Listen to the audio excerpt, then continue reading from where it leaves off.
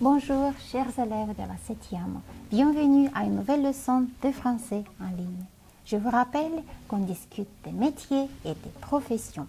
Et la fois passée, nous avons appris à correctement définir les métiers. Voyons, est-ce que vous vous rappelez comment ça faire correctement? Je vous propose deux images. Analysez-les. Trouvez le bon mot pour définir le métier et ensuite utilisez des expressions apprises la fois passée pour donner la bonne définition. Commençons par la première image. C'est qui dans cette image? C'est le boulanger. Maintenant, tâchez de définir ce métier.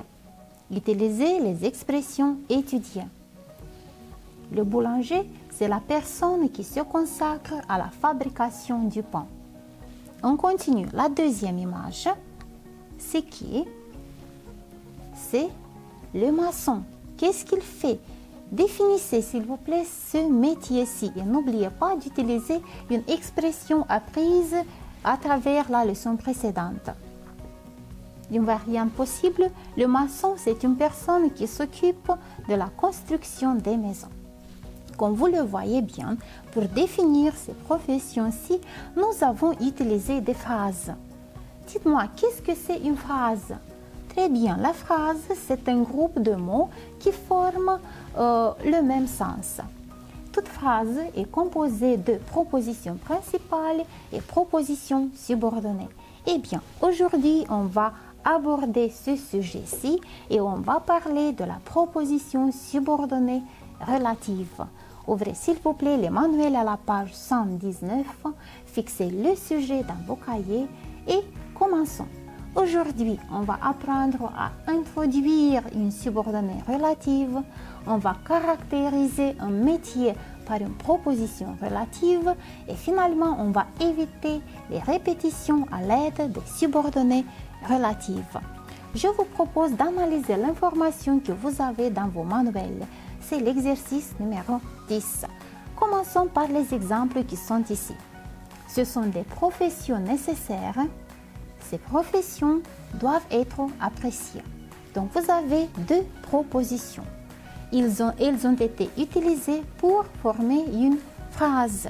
Ce sont des professions nécessaires qui doivent être appréciées. Oui, donc, on a remplacé le mot profession qui se répète et on l'a laissé une seule fois, mais la deuxième fois, on l'a remplacé par le pronom qui. Donc, le pronom relatif qui remplace le sujet. Ce sont des professions nécessaires qui doivent être appréciées. On continue avec le deuxième exemple. Ce sont des professions utiles. Je voudrais pratiquer ces professions. On a de même de propositions qu'on va relier dans une seule phrase et on va remplacer le mot profession.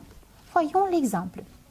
Ce sont des professions utiles que je voudrais pratiquer. Donc cette fois-ci, pour relier ces propositions dans une phrase, on a utilisé le pronom que. Pourquoi que? Car le pronom que, il remplace le complément d'objet direct. Donc, on a déjà le sujet qui fait l'action, c'est je, mais que il remplace le complément d'objet direct. Ce sont des professions utiles que je voudrais pratiquer. Et le dernier exemple, ce sont des ateliers modernes. Je voudrais travailler dans ces ateliers. On doit relire et relier les phrases, les propositions dans une seule phrase. Et on l'a fait de la manière suivante. Ce sont des ateliers modernes où je voudrais travailler. Donc, ces ateliers, dans la deuxième proposition, ils indiquent le lieu où dans ces ateliers.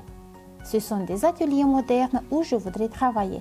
Donc, le pronom relatif où, il remplace cette fois-ci un complément circonstanciel de lieu. Comme vous l'avez bien observé, donc pour introduire une subordonnée relative, on utilise trois pronoms relatifs. Qui pour remplacer le sujet, que pour remplacer le complément d'objet direct et ou pour remplacer le complément circonstanciel de lieu. Analysons encore quelques exemples. Voilà l'atelier qui offre ce type de service. Donc on a la subordonnée qui offre ce type de service qui détermine le nom l'atelier. Quel atelier? L'atelier qui offre ce type de service. Un autre exemple. Voilà l'atelier que tu cherches. On a la subordonnée que tu cherches. Elle détermine le mot atelier. Quel atelier que tu cherches? Et encore un exemple. Voilà l'atelier où je travaille. C'est la subordonnée où je travaille qui détermine le mot atelier. Quel atelier? L'atelier où je travaille. Très bien.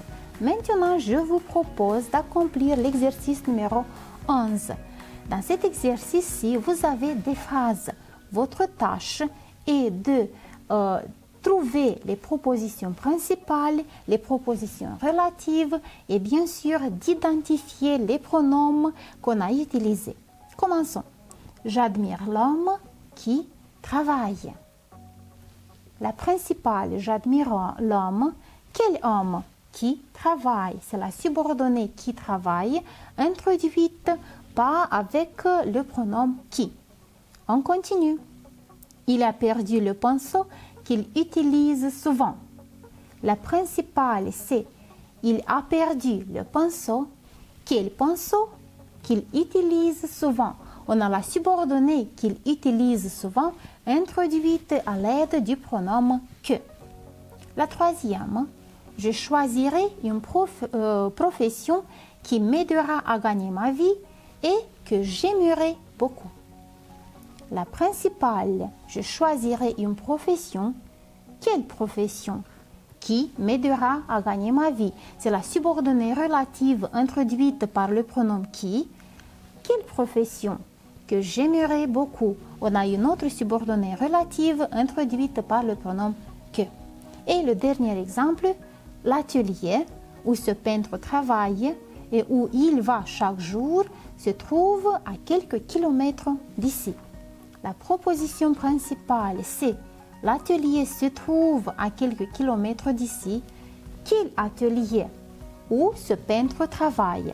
Donc on a la subordonnée où ce peintre travaille introduite à l'aide du pronom où. Quel atelier? Où il va chaque jour. Une autre subordonnée relative introduite par le même pronom où. C'est clair? J'espère que oui. Maintenant, c'est votre tour. Donc, dans l'exercice suivant, vous avez cette fois-ci des propositions que vous devez relier dans une seule phrase à l'aide des pronoms qui, que, où. Commençons. Tu as choisi une belle profession. Cette profession est utile à la société. Donc, dans les deux propositions, vous avez le mot profession qui se répète et qui sera remplacé par le pronom qui. Très bien, car on remplace le mot profession qui est sujet. La proposition principale, la première, on ne va pas la changer et on obtient la phrase suivante. Tu as choisi une belle profession qui est utile à la société. On continue avec le deuxième exemple. C'est une belle sculpture. Je connais cette sculpture. Alors ici, c'est le mot sculpture qui se répète. On va le remplacer dans la deuxième proposition par le pronom que, car il va remplacer un complément d'objet direct. La proposition principale va rester la même et on obtient la phrase. C'est une belle sculpture que je connais. Et le dernier exemple, j'ai assisté à un défilé de mode. À ce défilé, j'ai vu mon mannequin préféré. On a le mot défilé qui se répète et qui va être remplacé dans le deuxième cas par le pronom où, car il indique le lieu. Ce défilé, c'est le lieu. La proposition principale va rester la même et on écrit la phrase suivante. J'ai assisté à un défilé de mode où j'ai vu mon mannequin préféré. Bravo. Maintenant que vous avez tout bien compris qu'on a utilisé tous les pronoms relatifs, je vous propose de définir les métiers. C'est ce que vous savez déjà faire. Vous avez un modèle dans cet exercice-ci, l'exercice numéro 13, un bon musicien. C'est un musicien qui fait de la bonne musique, donc c'est rien de difficile. Vous donnez la définition du métier et n'oubliez pas d'utiliser le pronom relatif qui pour toutes les définitions. Commençons. Une fleuriste. C'est qui? La fleuriste. Et on a la définition suivante. C'est une femme qui vend des fleurs. On continue. Un apprenti. Définissez s'il vous plaît ce métier. Un apprenti est celui qui apprend un métier dans un atelier. Plus loin, une femme au chômage. Comment est-ce que vous allez définir cette notion-ci? Une femme au chômage. N'oubliez pas d'utiliser le pronom qui. C'est une femme qui a perdu son emploi. Et le dernier exemple, un travailleur immigré. C'est un travailleur qui est venu d'un autre pays. Bravo. Et la tâche finale est d'utiliser cette fois-ci tous les trois pronoms qui, que, ou dans le petit texte que vous voyez à l'écran. Donc n'oubliez pas qui c'est pour le sujet, que pour le complément d'objet direct et ou pour le complément circonstanciel de lieu. Commençons. La personne qui travaille dans l'informatique est un informaticien. L'ordinateur, qui est l'outil de travail de l'informaticien, est aujourd'hui présent dans des bibliothèques, dans des bureaux. À l'école, nous avons aussi une salle où nous apprenons à travailler avec des logiciels. J'ai décidé, je serai informaticien.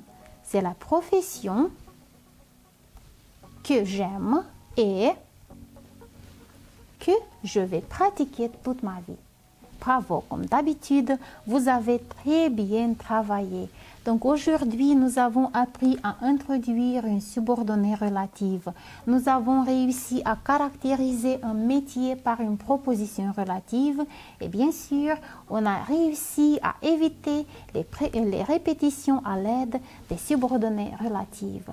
Donc alors, pour conclure, vous avez vu que si on travaille de manière responsable et régulière, alors on voit que le français, ce n'est pas la mer à boire. Merci pour votre présence en ligne et on se revoit à la prochaine. Au revoir.